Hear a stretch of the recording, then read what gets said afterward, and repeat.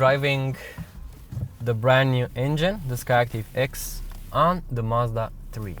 I have previously reviewed the SkyActiv G a few months ago. It was a completely different car with front-wheel drive, less power, but a better fuel economy compared to the SkyActiv X, which also has all-wheel drive. I really love the Mazda 3. It's refined, it's elegant, it's simple, minimalist, lots of features, lots of options, easy to drive, lovely manual transmission, notchy, short, engaging, I would say. The automatic version has a torque converted standard automatic transmission. It also feels great. I have driven that on the SkyActiv X when I was in Germany, when I was invited to test drive the SkyActiv X for the first time, among the first people to test the brand new Mazda SkyActiv X. And when I did that, it was coupled to an automatic transmission. So again, the Mazda 3 is marvelous. I love it. It's worth the price. I think it's the best option you can get for its price range in its segment. But I think the SkyActiv X, this is basically why I'm driving this car, to review the SkyActiv X engine. 180 horsepower, 200 and a bit Newton meters of torque, which I think it's equivalent to about 160-170 pound-feet of torque. It's a mild hybrid, so basically is a hybrid. You have some advantages with parking, with taxes and whatsoever. It has all-wheel drive, as I mentioned earlier, but I am a bit disappointed. It has some obvious knock sounds when you accelerate, when the engine is hot. This engine uses detonation and knock to its advantage to boost the fuel efficiency, but honestly I'm a bit disappointed. It's not as powerful as it should be. For 180 horsepower, they don't feel pretty much as 180 horsepower.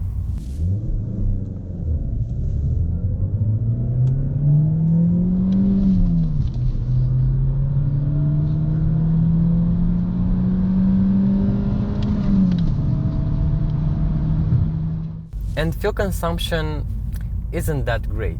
Coming from a SkyActiv G engine, I have managed to obtain a 4.4 liters per 100 kilometers, which is about 60-70 miles to the gallon. Extra urban driving below 80 kilometers per hour in 5th and 6th gears. But driving this car, I was hoping to see at least the same fuel economy. Well, driving extra urban, I have managed to get a 4.8 liters per 100 kilometers, but keeping in mind that it's all-wheel drive and it has more horsepower, it's acceptable. However, the disappointment comes when you drive this car urban. If you live in a busy city like Bucharest, I have test driven this car in Bucharest, fuel consumption skyrocketed to around 12 liters per 100 kilometers, which is a lot. It's a lot for this kind of engine, this kind of vehicle. It's a mild hybrid, it uses a fuel-efficient engine, it has a high compression ratio, it's identical to a common rail diesel engine, but it runs on gasoline, so it should be combining the advantages of gasoline with diesel. That was the purpose of this engine, but unfortunately it cannot obtain a better fuel consumption when you drive it around town, a better fuel consumption than the Mazda SkyActiv G engine, which has a compression ratio of around 13. So if you want the Mazda 3, it's a great option. I highly recommend this car to anyone, but keep in mind that if you want to purchase the most fuel efficient version, you should get the SkyActiv G engine or the SkyActiv D if you want a diesel engine, but I would stick to the SkyActiv G. It's absolutely silent, it's refined, it's easy to drive, minimal vibrations, Most of the time when you're cruising at low speeds, you could swear that the engine is turned off. It's pretty much the same as if you were driving a hybrid, a full hybrid car. This is a mild hybrid. The engine doesn't shut down while you drive.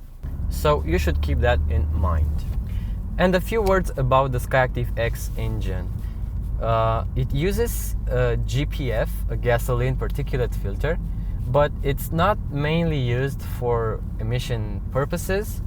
It's mainly used to clean the air which exits the EGR, the exhaust gas recirculation, goes directly through the GPF, it goes through the particulate filter, and then it re-enters the engine.